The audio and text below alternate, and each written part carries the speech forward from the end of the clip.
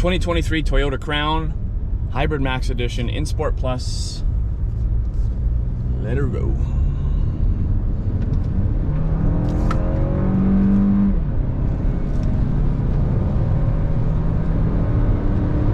Ugh. Ugh.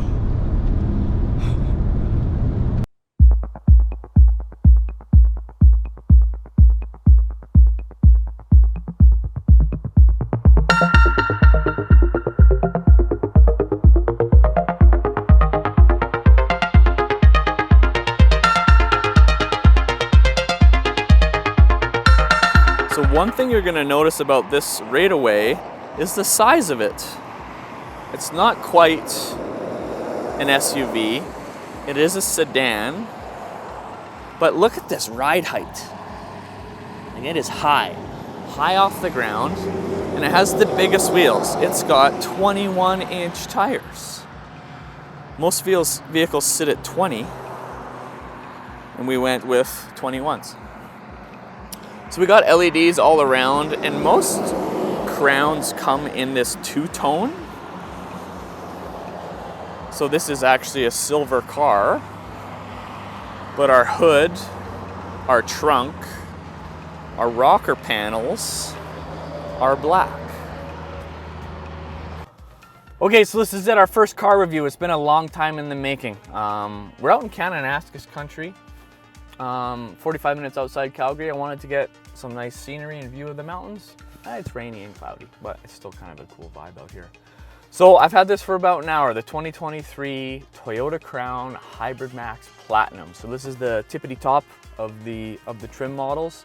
And it's an interesting vehicle. The history lesson, Toyota had a Crown for years, I think 50s, 60s, 70s in North America. And then moving forward, it was only overseas. In the late 90s and early 2000s, the Crown was a beast. It was kind of like a Lexus GS, like a big boaty sedan. And like the tuners and drift enthusiasts like loved it. It was a cool looking rig. So now it's back in North America.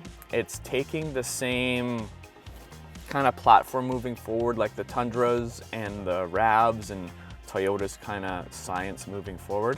So it's a hybrid turbo. So it's a hybrid turbo engine.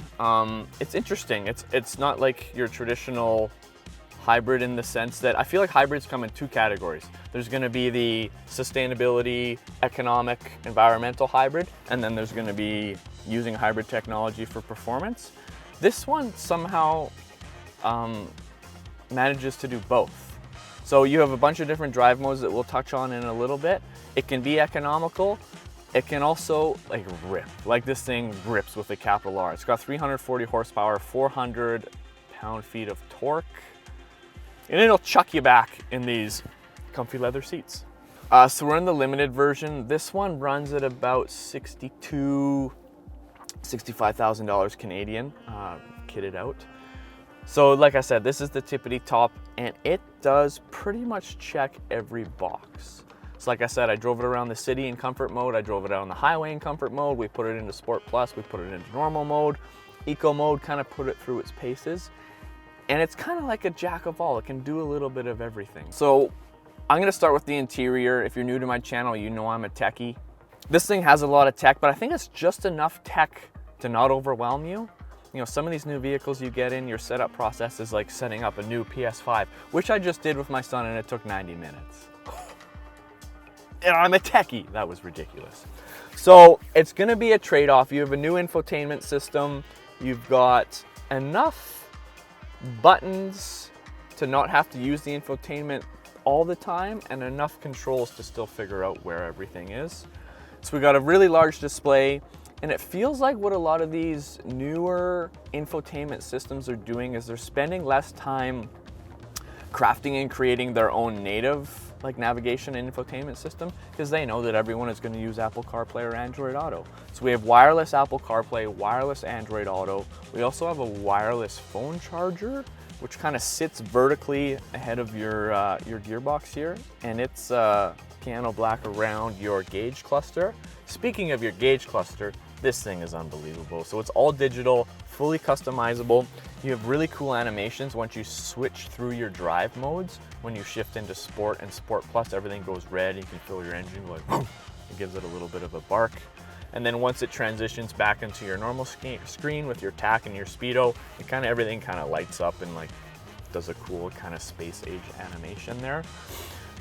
One of the negatives, there is 1, 2, 3, 4, 5, 6, 7 buttons on this steering wheel that have to do with the cruise, radar cruise, adaptive cruise, lane keep assist, and lane departure warnings. So I just drove out here 45 minutes out on the highway. It's busy roads, you can probably hear it behind me. And I had to like really focus and figure out which buttons I'm pressing. And that's always been the trade-off with these new infotainment systems. You want to have enough hard, tacky, touchy buttons that you can find them quickly and safely. And you also want to have enough information on your infotainment so you can change your map settings and tunes and all that kind of stuff. Speaking of tunes, this thing has a JBL sound system. When's the last time you heard of JBL when you weren't in high school buying subs for your Civic? So it's okay. A few nitpicky things. Like we have 11 speakers here, I think. We've got 2 tweeters, a sub, and 8 mids, I think. It's very mid-focused. Like your tweeters don't go very high, your bass doesn't go very low, and it doesn't go very loud. My homeboys will get you, pay you on the 33rd. 2 pints of lean that have me slurring on my words. Undertaker car, triple black drop bird. Like the craft and fit and finish is gonna be, I'd say above a normal Toyota, but below a Lexus. Like there's no squeaks, there's no rattles. Like it's very, very quiet, even going like 120 cruising on the highway here. It does have this like bronze meets rose gold accents. They're unbelievable. Like I love that part. They even kind of transitioned that into some of the stitching in the leather. But it's funny, the Toyota logo should have been that color, and then the door handle should have been that color, because that like bronze color is just super awesome. Everything else is nice. Like it's soft to the touch, it's comfy, it's cozy. The seats, we got heated seats, vented seats, like a million way adjustable. You got your lumbar support if you got back issues. They are, you know, comfy enough to be relaxing on a long drive and not super bolstered to feel you super tight and squeezed in like some other Lexus and Toyota products. This thing is big. There's tons of space. Like I'm 5'9", and I could probably fit myself back there. We'll test that in a minute. You have a telescopic moonroof. And I guess the difference between a moonroof and a sunroof is it doesn't open. So you get the beautiful view, but you can't like open it to get fresh air, so that's fine. You got LED cabin lighting. You got like hard tacky push buttons everywhere you need them to be. Like everything is just like simple and works and is very easy to figure out. I was able to sync my phone with Android Auto in like 40 seconds in the parking lot before leaving this thing. I think that's it for the front. Aside from this gear selector, this thing I hate. I hate it so much. Why can't we just have, I know we're not going to get back to this thing, but just give me an easy gear selector. So right now I'm in park. I have this thing here. And to go into, you would think like a normal gear shifter, my foot's on the brake, you would go like that. And that doesn't work. So you got to go over. Still didn't work. You got to hold it for a second to go over. And then you can go down to drive? No. You can go up to reverse? No. You got to go over and down. That's drive. And then I don't know what. Over and up to reverse. And then over for neutral if you hold it. And then press P for park. Dislike that. Camera view, parking assist. This thing has a lot of like safety tech. Like I pulled into a parking lot at McDonald's and all the sensors beeped up and my cameras turned on. The cameras, these cameras are sweet. So when you put it into reverse or in parking mode, you have a rear view camera with all your sensors, and you also have like an augmented 360 camera. So you can see where you're going. You can change all your camera views here. We have 5 USB outlets. I've only found 3. So we got 2 USB-Cs here, This thing is awesome. It flips up both ways. This way for you, this way for your passenger, because inclusivity. And then there's a full-size USB here. So that's 3. In here we got a little velvet slider for your, I don't know, Rolex or earrings or things you know. Oh, sunnies. I don't even know where mine are. I could put them in there. Okay, let's go to the back seat. So this is what I was talking about with the ride height and the accessibility. Like, it's very easy to get into. Maybe if you did a tough leg day at the gym or you have mobility issues, it is just like, it's right at that height, which is weird for a sedan. Feels more like an SUV.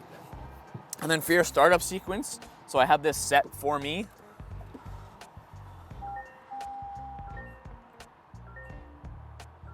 It moves me right into, what are you saying? Don't. Moves me right into my like preset driver position. So that's super cool. Okay, back seat. This thing is sweet. I guess the other marker that I might be missing for this would be like the Uber thing or the Lyft. Like, I don't know if this would classify as an Uber Black, but I've never been in an Uber Black, but it's better than a normal Uber. So we got a ton of space. This is me as a 5'9" human sitting in front of a 5'9" human, and like, I can almost fit 2 of myself and give myself a piggyback back here. We have heated rear seats, which I've never really seen before. We also have tweeters back here. These are these door handles I was talking about, how it would be nice if it matched that bronze color. We got a ton of room back here. Our own LED cabin lighting. We have our own things here. So I don't know what that does. Obviously it's for phone calls, but I don't know. Some cars know where there's a human seated and activate those mics. So maybe you could have a conversation with somebody, I don't know. So there's the bronze, that should be bronze. There's extra tweeters back here. Bigger speakers, maybe they're not subs, I don't know. Maybe they're just speakers. You have your, easy access child seat anchors, which is a benefit if you're a parent. There's our other USB. So we got USB-C for your backseat passengers. So that's nice and handy. This is always the test if you can fit 5 humans. Obviously you have, like, this being a hybrid, you have, I don't know, your batteries and your cables or your drivetrain systems down there. So you always have a little bit of a hump. So this isn't good. I'm a small human by human standards, and my head hits this thing. You'd have to slouch like this. So I don't know. It is a 5-seater. This 5th person is gonna have to be a smaller human. But aside from that, these 2 people, we got a ton of room. What do we got here? Hopefully a cup holder. Yeah. Cup holder, armrest. Yeah, back seat. If you're a passenger princess, as they say, you would have a great time back here. Heated seats back here. That is just awesome. Okay, now we're back on the highway, so we put it back in comfort mode. And this is when I feel like this thing shines. So you can select your adaptive cruise. We got our lane keep, we got our lane departure warning, all that stuff. And now it's just worry-free, stress-free driving. There is some like weird things that happen. I had my adaptive cruise on. There was a semi-truck beside me, and I think my sensors picked up that, and it tried to slow me down when I was beside him. There is kind of a rumble sometimes in your steering wheel that happens when you're approaching the side of a lane, and I guess that's to keep you safe and give you that warning. But other than that, everything here is awesome. Oh, one thing I didn't show, I don't know why this is a feature and if it's so important, but you can turn your mirrors in. Maybe when you're parking into a tight spot, you can set it to be automatic when you're parking. So there's a vehicle ahead of me now. My cruise is set at 120, but because there's a vehicle ahead of me, I'm just mirroring his speed. I'm going 105. So then if I change lanes, it no longer senses that vehicle, and we're gonna go back up to 120. So that is super cool, and I know that's not the newest feature, but it's just nice seeing the 2nd and 3rd generations of these features, and now they work. They work really, really well. Special thanks to our friends at Stampede Toyota, a local dealership in Calgary, to give us this vehicle to review, not a sponsor. If you need any Toyota product, I've personally shopped there. I know them really well, and they're just look them up online. Their Google reviews speak for themselves. Any Toyota vehicle, new or used, Stampede Toyota, look them up. Thanks for watching my first car review. There'll be links in the description for all the mounts, cameras, and systems I used to record this video. It was definitely run and gun and unscripted, but I know vehicles enough that as soon as I get the feel for something, we can just chat about it. Let me know what other vehicles you would like me to review. I'm always asking that kind of stuff at the end of my videos, and no one says anything, so speak up. Thanks for the view. Thanks for the support. Share this video with anyone that you think could benefit from a Toyota Crown. What do you think about it? Too grandpa styling for you? Or can you look past the styling given the quality, performance, and all these features that you get? There's another speaker thing up there. Man, this thing has so many speakers. Just wish it went a little louder.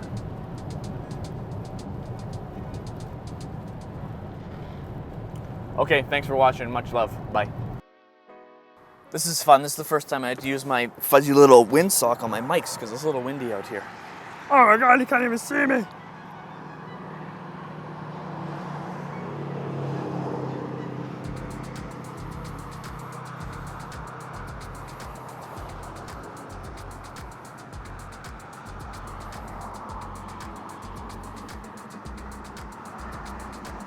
All right, we out here. How's our sound? It's a little hot.